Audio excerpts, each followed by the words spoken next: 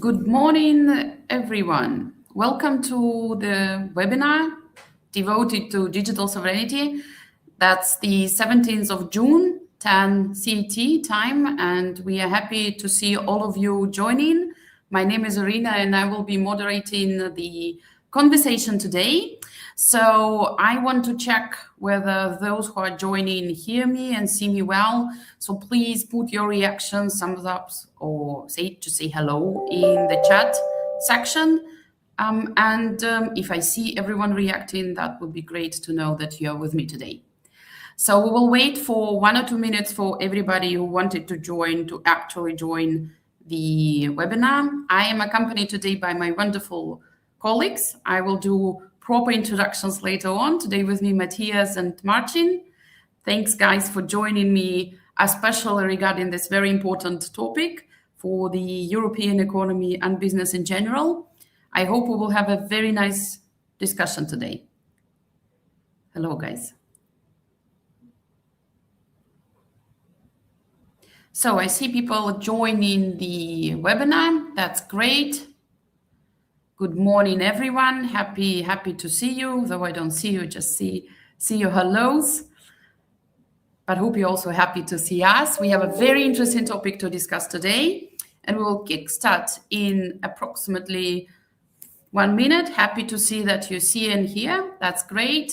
We have a great connection and a very interesting topic to discuss. And we will not only touch the digital sovereignty in general, we'll talk about technologies today, AI, and where the real control can be executed by the European business. I think we are ready to start because we have a very packed agenda today, and I want you to ask as many questions at the end as possible. I will start with giving you a brief overview of what we're going to do today. I will give a short introduction and we'll talk about digital sovereignty, of how I see it from Andersen perspective and why we decided to have a conversation like this. Then two wonderful speakers, Marcin will talk about the AI moment for the sovereignty. We'll build a bridge for us between AI and the sovereignty. And then Matthias, as one of our partner from SUSE, will have a conversation about our choice that we need to make the open source technologies, what kind of capabilities they are offering. And we will have, as I promised, a Q&A session. You will have the opportunity to leave your questions in the chat throughout the presentation, but we will address them at the end of the presentation so that we have all the information delivered to you. So please, once you have a question, drop it to the chat and we will respond to all of them or to most of them at the end of the session. Now, briefly about myself, why I'm talking today. I'm the Chief Commercial Officer for Andersen Europe, and I'm responsible for the general strategy of Andersen on the European market. And the reason I'm talking about sovereignty is also in my background. I've been part of Microsoft and HP before, so I've been on the two parts of the table. I've been selling American software to European companies, and now I'm helping European companies to navigate through technological landscape in Europe and how to build their strategy in a more efficient manner. And also, I don't have to explain what digital sovereignty is now today. And I think this changed a lot when we started discussions like this 1 year ago. I had to explain what is digital sovereignty, what is the definition, why we need it. And for this webinar, the economy and the news are giving me the explanation by themselves. I landed last week from Copenhagen and I saw Anthropic actually pulling two frontier models out of the usage, available only for the American citizens. This is one of the, and this is not the news about, vendor dependency. This is the news about actually digital sovereignty. And today we will talk about what kind of mechanisms are available for the business to avoid situations like this and to avoid risks that actually external providers are creating for us. I will explain briefly about Andersen because most of you might know us, some of you might not know us. Also, please drop in comments if you heard about Andersen before. We are an international IT service provider with 18 years of experience, headquartered in Poland, Warsaw, with over 3,500 employees. And when we were having the conversations, especially with my clients in European region, we were working on the risk mitigation plans with them using the technological landscape. At some point of time, we understood that digital sovereignty is becoming a parameter in terms of decision making for them. And as an IT service provider, we have to help them navigate through this. And this is how we started creating our partner ecosystem and our services to help actually make real decisions. And today we will talk about the background of those decisions. So from my perspective, I think a lot have changed regarding digital sovereignty. As I said last year, I was explaining to the audience why digital sovereignty is important and who needs digital sovereignty. But this year, all of us do understand what is it and why we need to discuss it. And there are three main aspects that led to this huge awareness. First of all, these are the vendors' position. I think all of you heard that AWS opened a European sovereign cloud, which is fully operated by European Union citizens and by European Union legal entity. So based with the data centers based in Germany, and I think you heard about the outages last year. They claimed that they were migrating actually to this sovereign cloud, and that's why some outages happened. I think this is a major move for a bigger vendor like this. Of course, it's debatable whether it's really sovereign or not, but I do think this is a real good step towards the sovereignty, at least the awareness about it. I think government made a great job. There are a number of instructions, frameworks, legislation acts that help us to navigate through digital sovereignty, and they help the European Union in general tries to give instruments to the business to make it more sovereign. The last event was on the 3rd of June. European Union issued the tech sovereignty package, and we are lucky to have SUSE today with us, who actively contributed to an act like this. The last but not the least, what impacted sovereignty as the definition is the tech diplomacy. I think all of you read the news and heard that Trump went with all the major CEOs and founders of the technical companies when he went to China, Beijing. So technology is now becoming part of the diplomacy agenda, and it is very important for us to acknowledge this factor. As I said, what is no longer the question. The question is how, and hopefully you will find answer to this question throughout my presentation and throughout the presentation mostly of my colleagues. But anyway, just for us to understand what we are talking about, sovereignty is not about isolation. It's about the control, choice, and resilience we make daily. It helps. Those three parameters are the ones that you should be using when you are checking whether the solutions you are applying are actually sovereign. There are a number of examples of how sovereignty is actually happening around the world. This is not a theory. And on the slide, you see realizations of Andersen or of our partners that we are proud to have in the ecosystem. Actually, what these companies or public sector are doing to integrate digitally sovereign solutions. And believe me, there are lots of vendors existing in the market who are able to deliver those kind of solutions within the perimeter. So it's no longer a theory, it is a production story. And I really encourage you to think of how you can apply this in your daily operations. But in fact, the real risk with the digital sovereignty is not about the dependency. In the Anthropic example I gave in the beginning, the first idea that I had, oh my God, you cannot be dependent on the American provider. But in fact, it's not true. We are all dependent on something. For example, we are all dependent on the electricity. Electricity is not produced by us. The chips is also something that we are dependent on, and we cannot actually eliminate it as of today. And this is absolutely normal.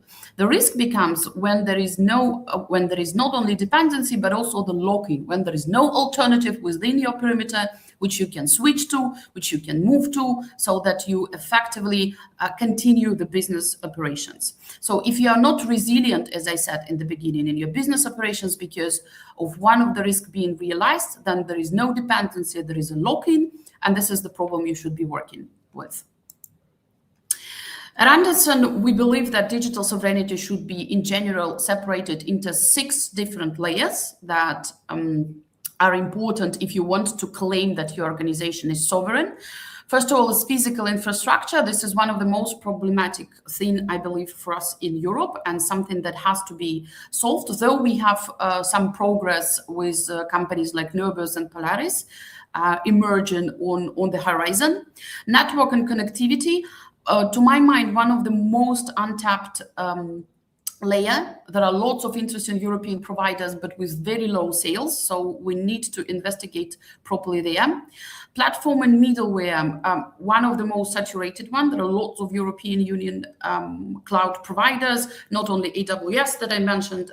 You've seen Ionas and StackIt as one of Andersen partners, and believe me, there are much more interesting companies available in the market. Data sovereignty, something probably my speakers will be talking a lot today, because it is also the question of sovereignty is also where data sits and how it is controlled. Applications and services, something that Andersen is mostly responsible for. And also I will give you some of the ideas of how you can implement digital sovereignty on this layer. And of course, governance and compliance. One of the most important factor for European Union, because every product developed in European Union according to its compliance rules, whether it's GDPR, NIS2, DORA, EU AI Act, it doesn't matter which compliance act we are talking about, but if it's developed, its design is actually made with the compliance in mind, the chances of being compliant are much higher in comparison to an external product being adapted to the European ecosystem. In fact, we have developed 6 very easy steps for 5 very easy steps for our customers that actually can be applied for them to start working with the digital sovereignty. First of all, this is the custom software tailored to the regulatory needs of their country or of European Union. And this is something that I just said. It's way easier to design the product from the beginning according to the requirements rather than adapt it and then risk with the compliance. The architectures, Marcin will be talking a lot about it today, that architectures and migration should be tailored to the sovereign requirements. And there are actually lots of tools available now that will help you to go through this process. The cybersecurity question, one of the most important ones for us today, it is actually something that can help.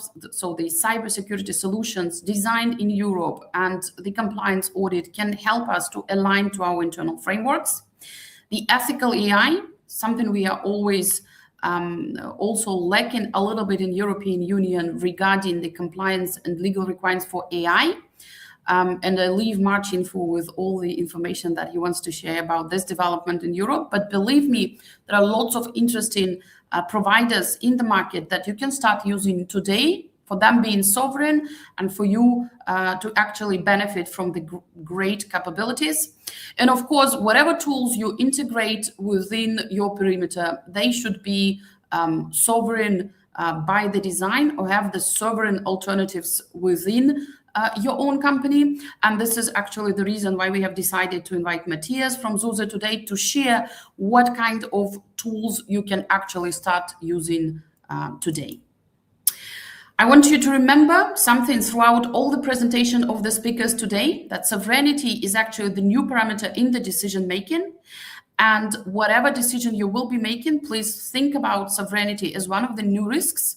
And hopefully we will get you the tools today that can help you to address this.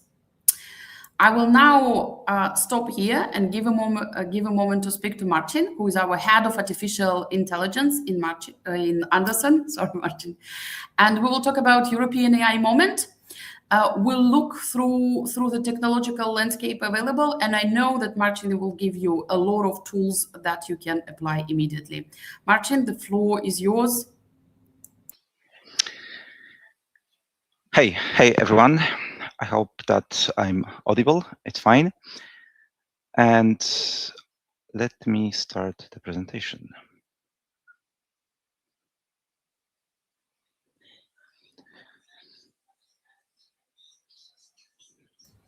You can All start. right. I do hear you. All right. I think that it's already on the screen, so we can move on with.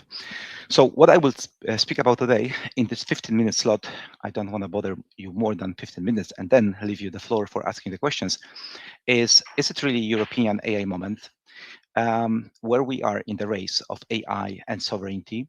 What are the hidden dependencies and how to fight with them, kind of? Where and how to test sovereignty? Um, accountability and the place of accountability in sovereign ecosystems, and how much to turn governance into a competitive advantage. Let's get started. About myself, as it was already said, I'm head of AI at Andersen, but on the other side, because of my education, I also provide and run some kind of the researches connected with LLMs, mainly context and content engineering on quite sophisticated level. This is the academic part. So that's why I combine, and we at Andersen combine science with the engineering. We don't forget about any of them. The question is it really the Europeans' AI moment? And can we say that we are turning, or we will turn soon, adoption into accountability without losing sovereignty? To some extent, yes. First of all, we have to understand that 2026 is the year where we finally started moving from pilots to scale production deployments. Hidden dependencies on the other side are growing. If you are bound and connected with any of the technology provider, most likely it's going into even more dependent way. That's why we face the challenge. How we can move fast, how we can keep our DNA and not lose control. And the answer is accountability might be the answer to that, because it allows us to think strategically, but on the other side, preserve our DNA. As you can see on this slide, adoption in 2025, adoption of AI was around 20% in general on the company's level. And it was significant increase from 2024, where it was only 13.5%. So it's almost 50%, it's around 50% more. If we speak about large organizations, it's even better, because it was in 2025 around 55%.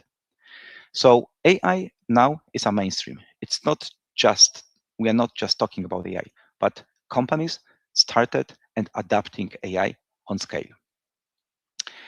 On the other side, it happens also, or it started even happened on the cloud side much earlier. That's why it's more advanced here. And around 50% of EU enterprises used paid cloud services they use in 2025. And it's even better in terms of the large organizations, where the saturation is around 85%. But this is the reason why these hidden dependencies appear. Where these dependencies is actually, and we can say that it's not only dependency on the cloud level or on AI infrastructure level, but this is the whole stack which we adapted some time ago, and now we are following this stack and running, doing another projects, another initiatives, taking into account or assuming that the baseline is what we adapted in terms of the cloud, in terms of whatever, in terms of technology stack in the past. In terms of AI, the dependencies sit in the foundation models APIs, which means that if you are connected with one of the LLMs, then it's not easy to get rid of it, even if you use the abstraction layer, in which technically you can connect multiple models and swap them. it's not easy because different models, they have different expectations, and performance accuracy also depends on the context, even semantically the same context. That's why switching from one to the another, it's not just swapping the model. It is context and prompt engineering under the hood, which is required. Cloud platforms, that's for sure. If you started using one platform and you are not in multi-cloud environment, then this is your technology debt and connection. Orchestration tools, which are on top of that. Access to GPU. There is only a few clusters across the whole world where we can build our own AI in sovereign way because they allow us to get access to GPU. Not even saying that majority of these GPU clusters are owned by big tech cloud providers. And vector databases. This is the new form of storing of the data for AI purposes, for agents, for knowledge. In the past, once you were connected with one database, it was very difficult to migrate to the another database. The same happens with the vectors databases. Once you start building your knowledge, your agent memory ecosystem on one vector database, it's not easy to migrate, to move to another one. So lock-in, we might say, is in trust and oversight. How and where the sovereignty gets tested? First of all, and very often people think about the data only. That's fine. This is super essential thing, super essential area. We have to understand that data is first. If we speak about sovereignty without taking into account the data, then we are not speaking about sovereignty. Data control, not only data residency, not only the place where data is processed, but who control the data. Even if you have your own data inside your own country, inside your own ecosystem, but it's controlled by someone else, it can be sovereign. Even if you have the data which is in a cloud provider, but it's encrypted, you have direct access to it. To some extent, it might be controllable. So control of the data is super essential. The second point is how you control the decision, and decision is some form of the processing of the data. Data gives you the foundation to take the decision. So who is in charge of control? And very often I hear that, yes, we have our own GPU cluster, we have our data inside our cluster, and we use the model which is from different country. It was produced by different country. If it's US, if it's Europe, or if it's China, doesn't matter. But the model is trained, pre-trained, fine-tuned with specific data and also with specific use cases. And the decisions which are being taken by the model, or support of the decision which is being given to you by the model, it is very dependent on the model itself, on the data which was used to pre-train it. It's in the data which is used to inference it. In the other words, the models think as they were trained to think. That's why decision control with publicly available even models, without any fine-tuning on top of that, might be not really sovereign, because the decision will come from the ecosystem which was used to train this model. And the same infrastructure control. Even if you have data under your control, if you have models, if you have databases under your control, vector stores under your control, but the infrastructure is owned by someone else, even worse, with someone else who is not part of your country, not our European ecosystem, but it's foreigner, then you don't have really control over the infrastructure. This triad is super essential to understand that to be sovereign, we have to control and be in charge of the data, decision, and how the decision is created and shaped, and also infrastructure, which is essential to allow us to control the data and control the decision. We can say that at this moment, sovereignty is becoming operational in the European Union, in Europe in general. And just two numbers. The first on the right-hand side is 180 million sovereign cloud tender was launched by the European Commission. And you might think that this is a great amount of money. But on the other side, if you take into account how expensive it is to build sovereign cluster, this is nothing. We need 10 times more to just start a physical initiative, and 1,000 times more to build a real cluster, real sovereign cluster with GPU, with infrastructure, network infrastructure, with CPU power, to be able to say that, yes, this is the cluster on which we can put our ecosystem, and we are sovereign because we have under control decision, data, decision and data. The good thing, and this is the heads up, from 2027, January 1st, European Union, European Commission is switching off egress charge on cloud providers. What means that until now, if you wanted to transfer your data outside of the cloud, you needed to pay for it. Right now, or after 2026, starting from 2027, if you want to move your data outside of cloud and move it to your sovereign ecosystem, to the other cloud provider, it will be free of charge. This is the great thing which imposes portability and also lose the bonds which you built or might build with with one cloud provider, with one data center provider.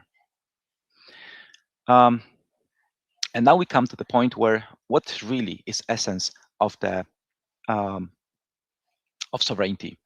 In our opinion, is accountability. But accountability, not just a compliance. Compliance is fine. It's a floor. It's a hygiene factor. But on the other side, it's much more important to understand accountability.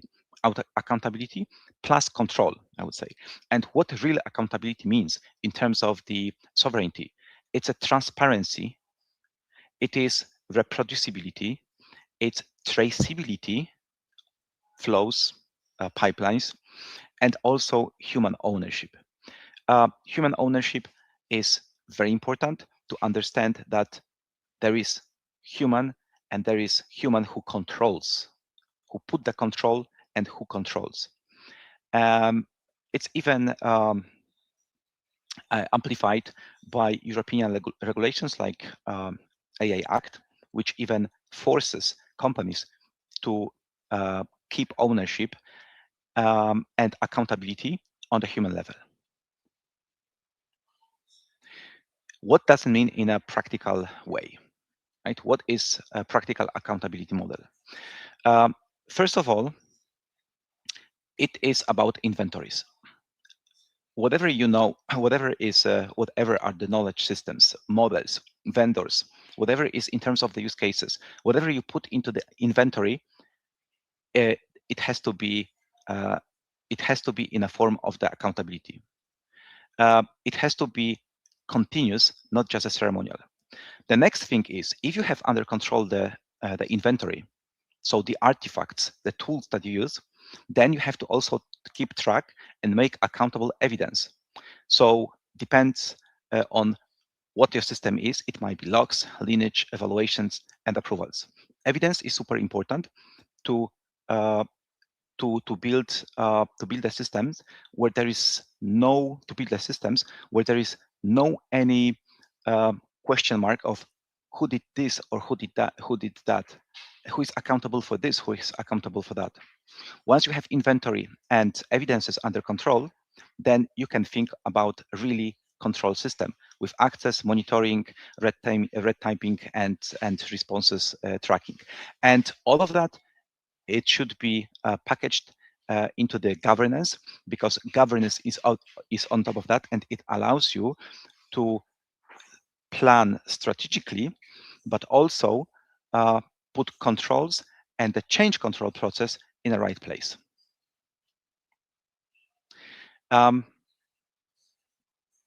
Architecture. This is a sense, I would say, from the technical point of view, if you think about the accountability and if you think about the sovereignty. If you want to have a really sovereign and accountable sovereign system with accountability and compliance built in, then you should start from the architecture. And what does it mean here? Or without this several bullet points, you cannot say that I have sovereign and accountable system. Without using model abstract layer, without hardwiring providers, you don't have really accountable and sovereign system, because you are tied to one provider. Without keeping retrieval and knowledge boundaries under your control, you don't have sovereign system, because someone else keeps his or her hand on your data. Without minimizing vendor visible telemetry, it's hard to speak about the sovereign systems, because you expose your telemetry data, which are crucial and very useful to understand your operating model and what you do and how you do for the third parties. This is the telemetry data. This is what you want to keep inside, and you don't want to expose it. Without owning of the keys, logs, export paths, it's hard to speak that you have fully sovereign system. Keys, credentials, secrets, logs, this is only for you. Only your company should read it, no one else. Run switch drills before lock-in becomes expensive, which means that think strategically and do not lock into just one technology stack. And portability by design. If you don't like something what you work with, then it's easy way to move to another technology stack, another provider. We can even say that we can turn accountability into advantage, especially if we work in the regulated EU environment.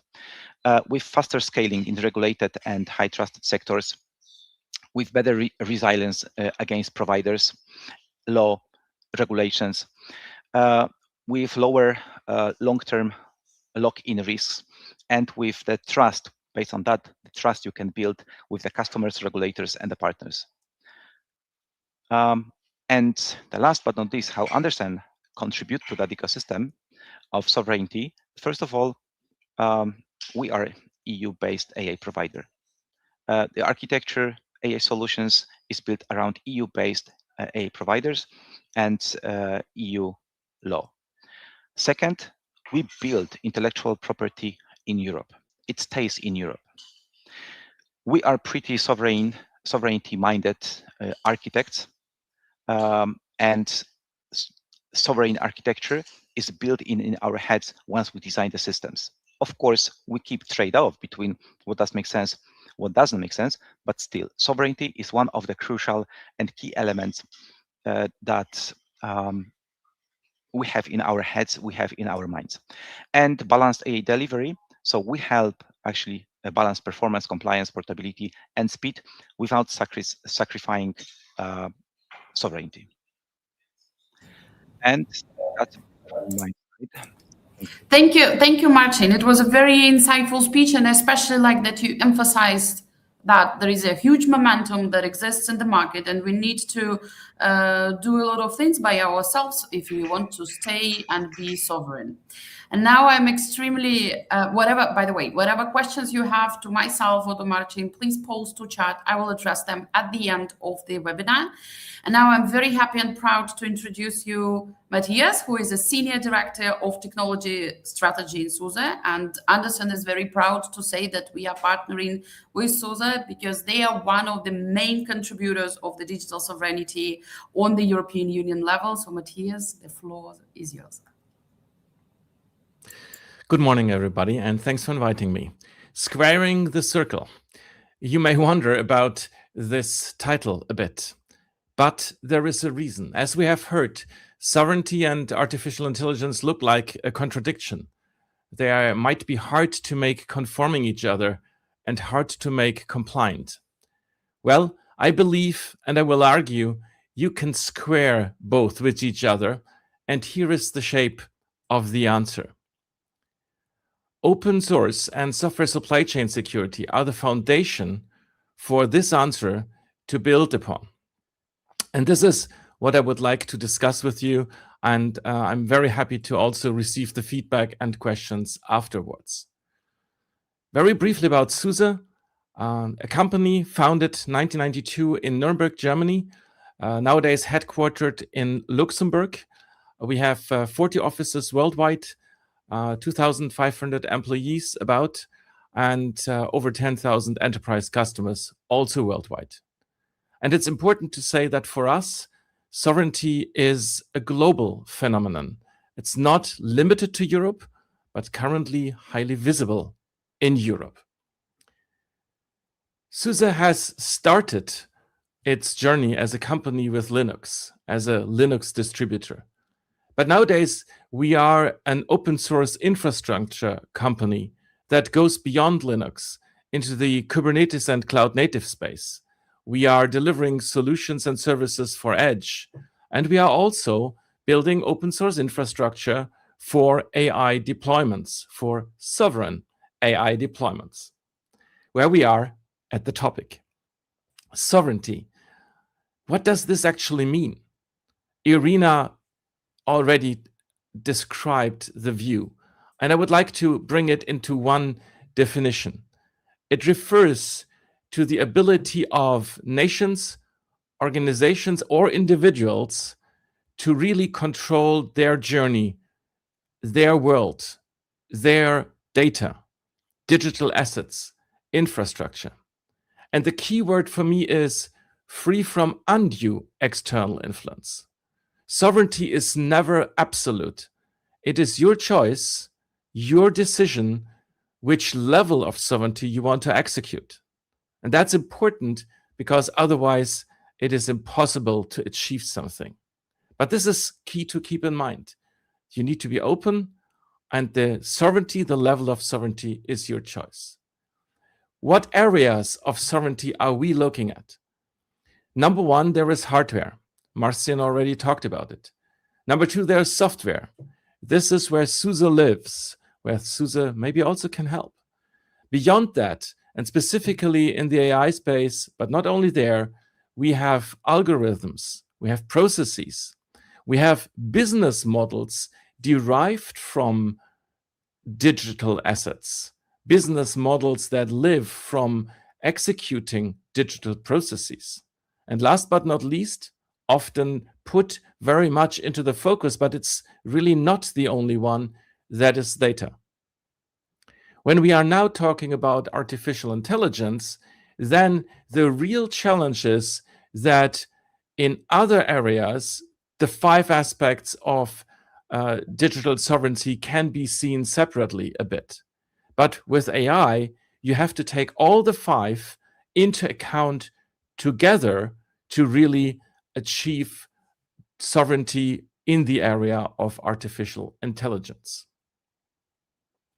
From our perspective, as an open source infrastructure software vendor, open source is a key aspect of our life.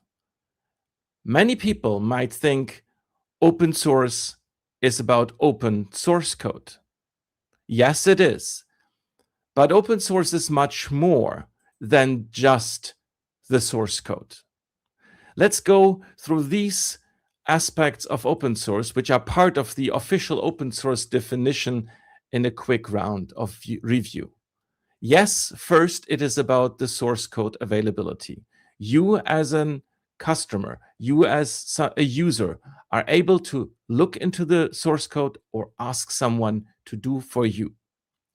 However, it also means that you are free to redistribute the source code and maybe also the binaries, depending on the license, that you got from the open source world. You can not only redistribute it, you can also change it. You can change it and give it back to the communities. This is called derived work. And it is one of the key areas and the key reasons why open source works, because everybody derives and contributes back. It is also key that you cannot discriminate. You cannot hold it back from someone. You cannot say you are not allowed to use my source code. If you do, it is not truly open source anymore. It's part of the licenses and the terms that are part of open source and come with the respective source code. And this is why there are multiple licenses, because there are multiple aspects and shades of how these different aspects are phrased. And last but not least, the source code needs to come from someone. There needs to be an author, and the integrity of the source code and the authenticity, here we are in the security area, they need to be confirmed with respect to your environment. And I think this integrity, authenticity is really where open source plays already into the supply chain area. They overlap. They have grounds together. Software supply chain security means that you are able to have a complete view about your workload, about its life cycle. You can secure it, document, and trace it. Not only the source code, but also how this all has done. And it is important to see why we are doing that. We are doing not for the open source itself, but we are doing that as a benefit to human beings because they are dependent on use of software, maybe also open source hardware, but also if you have software supply chain security, the human should be in the center. And what affects a human? Well, we discussed that when we looked into sovereignty.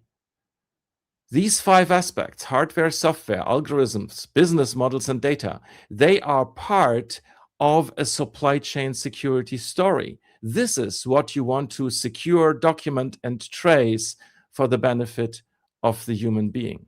They relate to each other directly. When we now look into software supply chain security, for me, a good way of visualizing it is the DevOps cycle. It begins with the integrity and authenticity of the source code on the upper left. And then we go to the integrity of the build environment, reproducible builds that the Debian community and SUSE have first established for the complete distribution. This is a key element of really showing where the environment is, how it has been built, and take the integrity of the source code alone to the next level, the deliverables. But it is also important that you are able to see where the software comes from, how it has been transported to the end user. This is where digital signatures come into the game. You create them as a vendor, and the user and the customer are verifying authenticity and integrity of your deliverable. And this helps everybody who uses software to declare compliance, to get support, and to extend also the life of a specific environment. It means to have a committed life cycle. So it is, in the end, about end-to-end knowledge about the software that you're using. Not endless, but end-to-end knowledge is good enough for our purpose. We talked about artificial intelligence. How does this fit in to this picture? Well, artificial intelligence is also software and data to a high degree. Maybe it's hardware, software, and data. So we look at, again, starting on the upper left, at training data as the starting point and the algorithms. We talk about the parameters which have been used to build a large language model, the built environment, again, the hardware and the software and the ownership come into the game. We talk about authenticity, non-repudiation, and digital signatures to make sure that a specific large language model is really the model that you want to use as an organization, as a human. You can verify the integrity. If it is an open model, you can verify the parameters. You can maybe even see the training data if they have been published, and that is the case for some. Nevertheless, there is always things to monitor. Marcin talked about those things. We need to look at the input and output to the AI interactions. There can be things like poisoning and hallucinations. Maybe we need kind of certification programs for large language models in the future. And we need to think about the life cycle of models. We don't have thought about this, right? We did not think about this. but it is something that for enterprise use, we need to consider how is the model evolving? What is the next version? How does it behave? Can we continue the way how we have started using AI? So, and this is where really artificial intelligence is more or less software with data, algorithms, and everything around. Bringing all the points together, I'm convinced that if we have open source and visibility also in the way how AI works, how it is done, and bring this together with the understanding of supply chain security and the need of supply chain documentation, traceability, and security in the end, then we can achieve sovereignty with respect to those assets that we are controlling here. I would like to end with a little bit of call to action for all of you. It's easy to start. Validate and secure your software supply chain. This is really important for everybody on a worldwide level. Don't stop if someone tells you, I can't document this. They can. Enhance and enforce a trust end-to-end for the environment where you build your business on. And maybe, if you want, and I would encourage you, consider and contribute to open source for your work. It's really worth it. And evaluate your path to digital sovereignty by using the services of maybe Andersen, maybe SUSE, maybe others. We are open by design and sovereign by choice. And with that, I would like to thank you. And remember, choice happens. It's yours to take the choice. Thank you. Thank you, Matthias. That was an amazing ending. And by the way, I saw on the slides of one of your colleagues on your recent presentations that sovereignty is the new norm. I also like that it's not only the parameter, it's not only something that we should take into account, but this is something that we actually live with currently. And it's either we do something or it will be very challenging times ahead of us. Thanks for this very insightful presentation. And now we have a Q&A session. I will take the questions from the chat that you posted throughout the presentation. And some of them we received also via the channels before the session. So I will address them as they were received. So you asked if I mentioned Nurbers and Polarize. Yes, I did. Nurbers does have an R&D center for the in-house hardware, and Polarize actually has its own bare metal servers which they put on top of the NVIDIA systems. Yes, I wouldn't say that there are no gaps. There are problems there. They are not fully independent, but as I said, dependency by itself is not such an issue. It's the lock-in which is the issue. If there is no alternative of how you can exercise resilience and continue doing the business without it, then probably that's the problem. The second question we have is specifically for Marcin. Which of the mentioned sovereignty elements are in Europe the largest bottlenecks, be it in terms of availability, cost, technology advancement, or others? Yeah, everything what was mentioned partially, but I would say that the major scene we made as Europe, and this is how I see that, and excuse me, I mean, you may disagree, but excuse me for being very direct, is that we were too lazy to think about sovereignty 20 years ago when the global big techs, cloud providers entered European markets. And then something what is called dreams selling happened. We were supposed to get cheap, scalable, easy to manage with reduced maintenance cost ecosystems, and that was building the addiction to what was presented to us.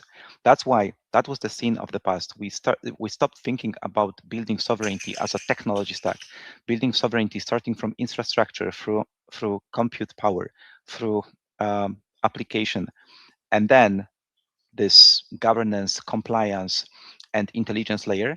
And that's why we are where we are. So I would say what we should start from is for sure infrastructure, and then on top of that, add or shift to more sovereign solutions. It's not easy, and it doesn't have to be done in a form of the big bang. It should be rather evolution.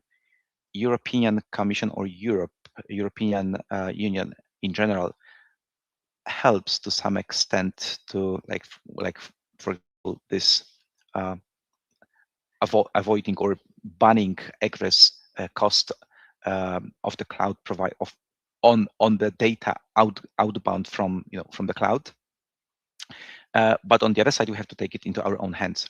So first, think strategically, think through the architecture, prepare it, and then move one by one, step by step, starting from I mean, infrastructure is essential, but on the other side, it doesn't mean that this is the only start. Every single starting point and every single path roadmap should be designed as per specific use cases and specific desire of the company. You don't have to be sovereign on every single layer. You have to be sovereign on the layer, on the level or on the layer which is essential and which allow you to build also competitive advantage. Matthias, do you want to add something on top of that? Okay, so the other group of question is actually something that happens every time I'm talking about digital sovereignty. So give me please real names of the alternatives. So the AI models, the cloud providers, which are the good alternatives to the US providers or to any other providers being used within our perimeters. So we are not planning to, give you an advertising of all the brands that are available on the market. Just a little bit of insight from my side. So first of all, I really recommend you talking to your IT service provider like Andersen, or if you have your own, of course, I would prefer if we connect with Andersen, and talk what they can suggest to mitigate the risks like this. And I do believe that many European companies are now struggling with this because, as I said, we are only answering the question how we're going to implement it, not why. And also, I really should make a praise to the European Union, what they do. There is a site which is called the EuropeanAlternatives.eu, where you can find lots of very interesting providers with whom you can connect via the platform and ask for about their services. We have multiple of AI models available. For example, Mistral AI, which is well known. For example, Aleph. The truth is that they are very different, but they have their gaps. Some of them are niche players. Some of them are working mostly with the public sector. Some of them are working with specific scenarios. But unless we start spending money on them, that will be hard to say whether they are competitive or not, because their R&D budgets currently are still smaller than of the US providers. And there was also a question regarding the cloud providers. On my slides, some of them were mentioned, like Stackit, Ionos, Scalaway. They are partners of Andersen, so we are using them actively depending on the scenario need. But still, there are some gaps within what kind of capabilities are offered there. But unless something that both Marcin and Matthias said, unless we make a decision and start doing something now, it will be very hard for them to continue the development of their product. Guys, if you want to contribute something else towards the providers and alternatives available in the market. So from my perspective, there was a comment that it would be the only one. I think this is too narrow. As I said, sovereignty is your choice of what you want to execute and on which level and on which strength. And so it is not about, there is no absolute sovereignty. It is really about your specific use case, and you have to choose the right providers for this use case for you to deliver. And this also might answer the question that I just saw in the chat about Africa. I would like to answer that in two directions and bring this together. Number one, when we are talking about AI and also software in general, you need to know what is available and what the technology can do for you. You need to know it. This also means that you really should know the capabilities of large language models, regardless where they come from. That's number one. But number two is that you should not make yourself and your workflows dependent on those, which means that you need to wisely choose how you are building your own processes around the capability to switch at any point in time if it is necessary for financial reasons, for political reasons, or just for reasons of being more independent at a certain point in time. This is my advice. First, know what is available. Second, take a choice based on your specific needs and a long-term wise view of where you want to go. Thanks for that, Matthias. I totally supported that. It's also very important. Something that I was mentioning within the presentation. You don't have to reject everything that was not produced in European Union and then believe that you are sovereign, because you will lose this very important competitiveness that we are also looking for when we are doing business. So I do believe that a smart choice is way better than substituting everything. Marcin, did you want to add something? Yeah, I mean, to that, and referring to one of the questions, which was about objection, not explicitly mentioning the actual AI models. And here we have to understand that there is more than 2,000 models published on Hugging Face on every day. The ecosystem is enormous. It's too much. Of course, they are not trained from scratch models. They are pre-trained. They are fine-tuned models, right? This is something what was done afterwards with the base model. However, still, it's 2,000 models. I can give you the example, one of the examples. One day, we were training the model to speak in one of the specific Arabic dialects. And collecting of the data is 80% or even 90% of the whole workload. Collection of the data, polishing the data, and then fine-tuning the model, it's 10%. Let's say that it is expensive, but you can go and drink coffee and then get back and then you see the results, right? So it's not human-intensive workload.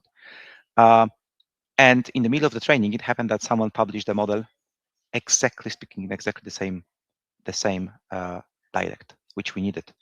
And it was awesome. So that's why, first of all, I didn't mention the models on purpose, because it's not possible to tell you right now, use this or that model. Every single usage of the model should be followed by the use case. Second thing, every time you think about the model, don't think about building competitive advantage with the pre-trained models, which everyone can pull and access via API, or you can get from Hugging Face, GitHub, and install it. The real power and competitive advantage is in your data. Use your data to train the model, fine-tune the model, train the model, or use this data in a form of for example, a RAG ecosystem, but utilize this data and build a competitive advantage with the data. And last but not least is I would say build your own benchmarks inside the company, because we see many publicly available benchmarks, and then you see, oh, Claude is better, oh, Quen is better, oh, Opus is better, right? This is for the generic purpose things.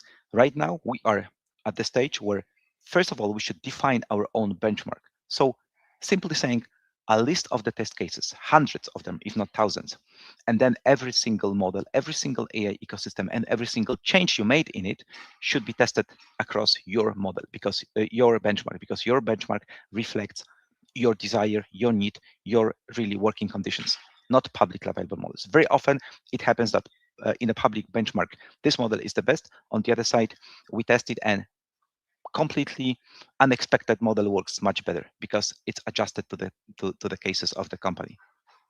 And this is what I will maybe stop. If you want to continue the discussion about the models, we can of course recommend. I can tell you, for example, right now Mistral is the best one in GDPR data extraction bench. It's 2 times better than Opus, for example, but this is one of the benchmarks, right? And I don't want to generalize, because if you need GDPR safe data extraction, fine, go for Mistral, but it's just one of the benchmarks. Thank you, Marcin. Unfortunately, we're running out of time, so we have some debatable question on whether the European Union is doing enough or not. We also have some questions about EU regulations, and I also want to encourage you to stay tuned with Andersen and our LinkedIn Andersen Europe. We will announce in a couple of weeks some more webinars related to European Union AI Act, and we will distribute also the white paper which was derived by us while talking to our customers. We will share the presentations that you saw today with everyone registered with the webinar. I would like to thank our wonderful speakers for their insights, and I would like to thank all of you for staying with us this morning and discussing the European sovereignty concept. I also encourage you to connect in LinkedIn with me, with the speakers, and with the Andersen Europe group. Enjoy the rest of the day. Have a wonderful Wednesday, and we keep in touch. The same for me. Have a good one, and hopefully see you somewhere on LinkedIn, maybe. Have a good one.